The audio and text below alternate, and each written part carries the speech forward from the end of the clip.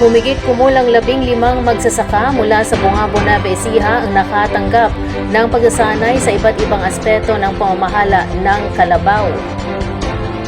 Ang National Dairy Business Hub o NDBH ng Philippine Carabao Center o PCC ay hindi lamang naglalayon na mabigyan ng mga magsasaka ng tamang kasanayan, kundi pati na rin palakasin ang mga ugnayan ng komunidad at mga network ng suporta sa loob ng sektor ng agrikultura.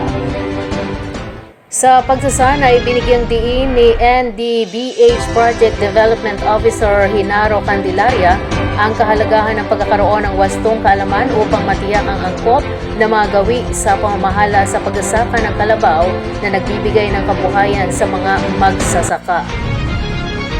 Tinalakay naman ni Bungabon Municipal Veterinarian Francisco Loida Cabana ang mga hakbangin ng lokal na pamahalaan para matugunan ang pangangailangan ng mga magsasaka.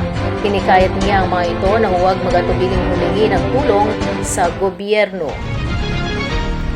Kinilala rin ni Cabana ang partisipasyon ng mga kababaihang magsasaka sa pagsasanay na gumaganap ng makabuluhang papel sa iba't ibang aspeto ng Carabao Value Chain. Samantala, pinuri naman ni Teresita Abrasaldo mula sa Olivete Association ang kalidad ng pagsasanay na kanilang natanggap. Si Noberlito Sales, isa sa mga kalahok, ay nagpahayag ng kanyang pag-asa para sa mga oportunidad sa pagsasanay sa hinaharap.